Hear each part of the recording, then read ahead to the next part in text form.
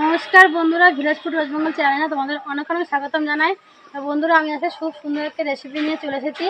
এই রেসিপিটা যদি আমি দেখাবো, এটা কিন্তু অনেক অনেক পুরোনো দিনের রান্না। আগেকারে কিন্তু ঠাকুমা কাকিমা মারা এই রেসিপিটা করে খাওয়াতো। এই দেখো, বাঁধাকপি, শুকনো বাঁধাকপি। আর এখন কিন্তু বাঁধাকপির সিজন না, কিন্তু বাঁধাকপি যখন সিজন ছিল তখন কিন্তু আমি এরকম কুচিয়ে 10-12 দিন রোদ খাইয়ে শুকিয়ে কৌটার মধ্যে ভরে রেখেছি, আর সারা বছর ধরে খেতে পারবো। এখন কিন্তু এই বাঁধাকপি দিয়ে যদি সুন্দর একটা রেসিপি করি, খেতে কিন্তু খুব সুন্দর হবে। বন্ধুরা, তোমরা এরকম বাড়িতে যখন বাঁধাকপির সিজন হবে, বাঁধাকপি ভালো করে কুচিয়ে একটা চটের মধ্যে খুব কড়া রোদে দিয়ে শুকিয়ে রেখে দেবে কৌটার মধ্যে, সারা বছর ধরে খেতে হবে। এটা কিন্তু অনেক পুরোনো দিনের রান্না আছে, তোমাদের সঙ্গে শেয়ার করবো। আর তোমরা কিন্তু পুরো ভিডিওটা দেখবে, আশা করি তোমাদের ভালো লাগবে। আর এটা করতে কি কি লাগে সেটা তোমাদের দেখাবো। এটা খুব সুন্দর দারুণ, মাংস ফেল এক থালা ভাত খেতে পারবে, আর রুটি দিয়েও খেতে পারবে। এখন কিন্তু আজকে কিন্তু ওয়েদারটা ভীষণ খারাপ। দেখো চারিদিকে জল কাদা বৃষ্টি, এই ওয়েদারে কিন্তু গরম গরম ভাতের সাথে আর এটা পুরো মাংস মতন খেতে লাগবে, না করলে তোমরা বুঝবেই না। তাই চলো প্রথমে রান্নাঘরে যেয়ে এর মধ্যে আলু দেবো, আলুটা কেটে নেবো।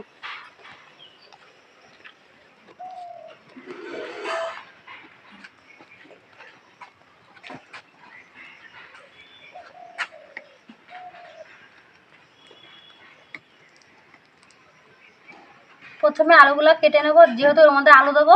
আর তোমরাও কিন্তু অবশ্যই আলু দেবে। প্রথমে ছোকরাটা ছাড়িয়ে নেবো আলুর। আগেকার ঠাকুমা বড় মা না যখন এই রেসিপিটা করে খাওয়াতো, কিন্তু খুব ভালো খেতাম। আমার মাই কিন্তু আমাদের ছোটোবেলা করে খাওয়াতো, খুব খুব সুন্দর লাগতো। কি মাংস ফেল না করলে বোধহয় তোমরা বুঝবেই না কত সুন্দর রান্না। আগেকার ঠাকুমারা মারা কত সুন্দর রেসিপি তৈরি করে সবাইকে খাওয়াতো। কিন্তু এখন কিন্তু এইসব রান্না কিন্তু সবাই ভুলেই গেছে। তাই বলছি, তোমরা কিন্তু আগেকার পুরোনো দিনের রান্নাগুলো খেয়ে থাকো, খেয়ে দেখবে, খুব সুন্দর। আর দেখো, ঠিক এইভাবে কেটে নেবো ছোটো ছোটো করে। এইভাবে আলুটা কাটলে খেতে আরও ভালো হবে, আর দেখতেও কিন্তু সৌন্দর্য লাগবে। আলুগুলো সব কেটে নিয়েছি, ও জলে ধুয়ে নেবো।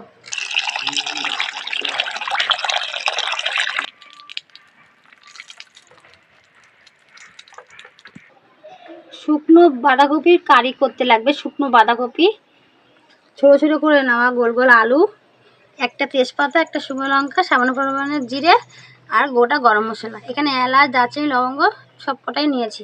আর একটু এখান থেকে ঘি নিয়ে নেবো সামান্য পরিমাণে। সানরাইজের সাই মিট মশলা, সানরাইজ সাই গরম মশলা, লাল লঙ্কার গুঁড়ো, হলুদ গুঁড়ো, নুন, জিরের গুঁড়ো, ধনের গুঁড়ো। এখানে আমি 1 বাটি পেঁয়াজ কুচি নিয়ে নিয়েছি। এখানে কয়েকটা বেশ কাঁচা লঙ্কা নিয়ে নিয়েছি, দিয়ে যেরকম ঝাল খাবে সেরকম ঝাল দেবে। একটা টমেটো গোল গোল করে কেটে নিয়েছি, কয়েক কোয়া রসুন, কয়েকটা কয়েক কুচি মতন আদা। এগুলো লাগবে সমস্ত শুকনো বাঁধাকপির কারি তৈরি করতে। আর দেখো বন্ধুরা, আমি কিন্তু তোমাদেরকে সব কিছু দেখিয়ে কিন্তু এটা করব, যাতে তোমরা ভালো মতন করতে পারো, সুবিধা হবে তোমাদের করতে। আগে থাকতে উনুনটাকে ধরিয়ে উনুনের উপর কড়াটা বসিয়ে দিয়েছি। আর এই শুকনো বাঁধাকপিগুলো একটু ভাপিয়ে নেবো জল দিয়ে, কারণ একটা শুকনো বাঁধাকপি দেখবে একটা বিচ্ছিরি গন্ধ বেরোয়, এই গন্ধটা কিন্তু থাকবে না। একটু জল দিয়ে দেবো, একটুখানি বাঁধাকপিটা ভাপিয়ে নেবো।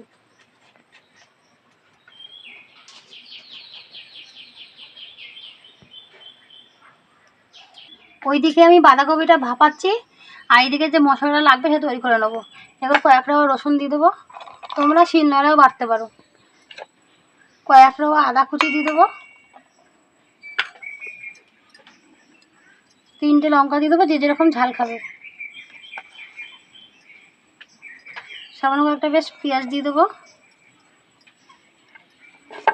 টমেটো কুচি দিয়ে দেবো।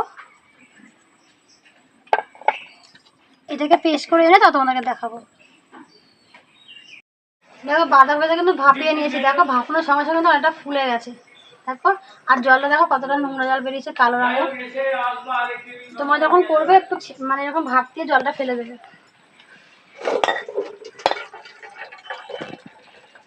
কপি দেখো একটা নোংরা কিরকম কালো জল বেরিয়েছে। আর এদিকে আমি কিন্তু মশলাটাও করা হয়ে গেছে।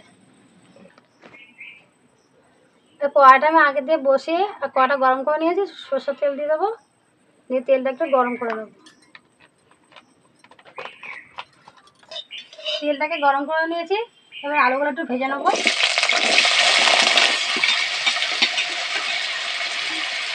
একটু সামান্য পরিমাণে নুন দিয়ে দেবো,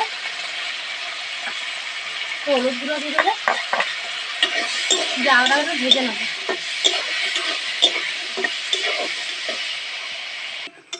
আলুটাকে হালকা করে ভেজে নিয়েছি, এবার তুলে নেবো। খুব কড়া করে ভাজতে হবে না, হালকা করে ভাজলেই হবে। একটা শুকনো লঙ্কা আর একটা তেজপাতা দিয়ে দেবো, আর কয়েকটা গোটা জিরে আর গোটা গরম মশলা।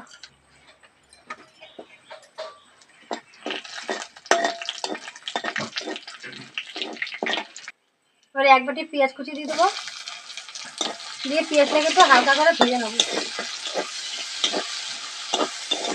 পেঁয়াজটা হালকা করে ভেজে নিয়েছি, আর এই আদা রসুন পেঁয়াজ টমেটো কাঁচা লঙ্কা একবারে পেস্ট করেছি, সেই মশলাটা দিয়ে দেবো। মশলাটাকে একটু কষা গন্ধটা যাবে, এবার কষিয়ে নেবো।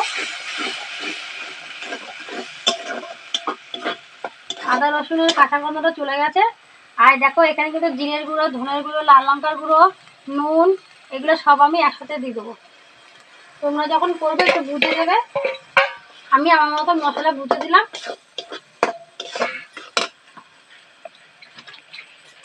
এবারে মশলা ধোয়া জলটা দিয়ে দেবো, দিয়ে মশলাটাকে একটু কষিয়ে নেবো।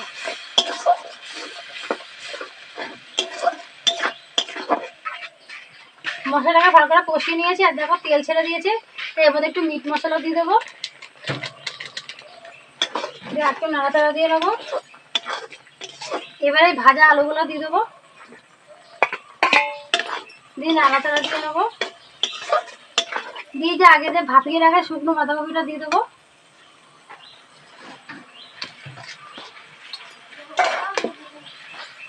এবারে মশলার সঙ্গে আলুর সঙ্গে ভালো করে কষিয়ে নেবো।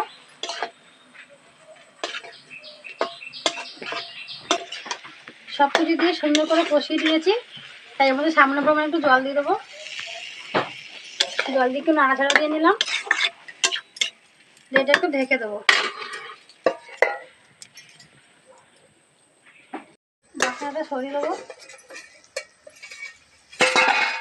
আর দেখো কত সুন্দর কষিয়ে নিয়েছি, জলটা পুরো টেনে গেছে, আর কি দারুণ একটা গন্ধ বেরোচ্ছে। আর দেখো কতটা সুন্দর হয়েছে দেখতে। এর মধ্যে বেশ কয়েকটা কাঁচা লঙ্কা দুটো চিড়ে দিয়ে দেবো, একটু সামান্য করে ঘি দিয়ে দেবো।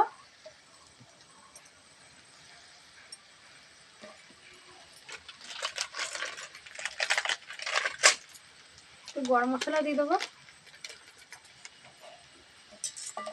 দিয়ে আবার নাড়াচাড়া দিয়ে নেবো।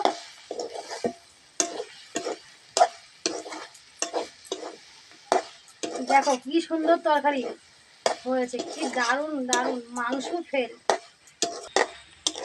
এবার নামিয়ে নেব। অবশেষে আমার শুকনো বাঁধাকপি কারি হয়ে গেছে, আর কতটা সুন্দর লাগছে দেখতে দেখো।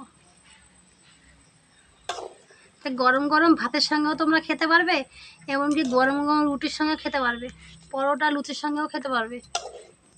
আবার অনেকে আছে সকালবেলা মুড়ি দিয়েও খেতে পারবে। দারুণ একটা সুন্দর রেসিপি, অনেক পুরনো দিনের রান্না, কিন্তু তোমাদের শেয়ার করলাম। তোমরা কিন্তু এটা অবশ্যই বাড়িতে রান্না করে খাবে, এটা ছোট বড় সবাই পছন্দ করবে। সেই দিন তোমাদের বাড়িতে কোনো মাছ মাংস না হলেও হবে, এটা দিয়েই গরম গরম এক থালা ভাত খাওয়া হয়ে যাবে। গরম গরম ভাত, আর এদিকে গরম গরম বাঁধাকপি শুকনো কারি একটু নিয়ে নেব।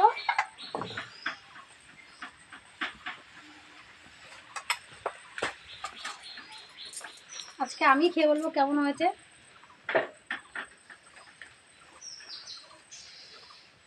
কি দারুণ একটা গন্ধ বেরোচ্ছে না।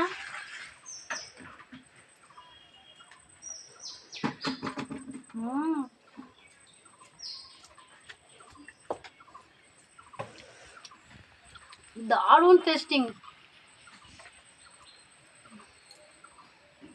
এত সুন্দর এত সুন্দর, তোমরা না করলে বাড়িতে বুঝবেই না যে আগেকার ঠাকুমা মারা আমাদের কত সুন্দর রেসিপি করে রান্না করে খাওয়াতো।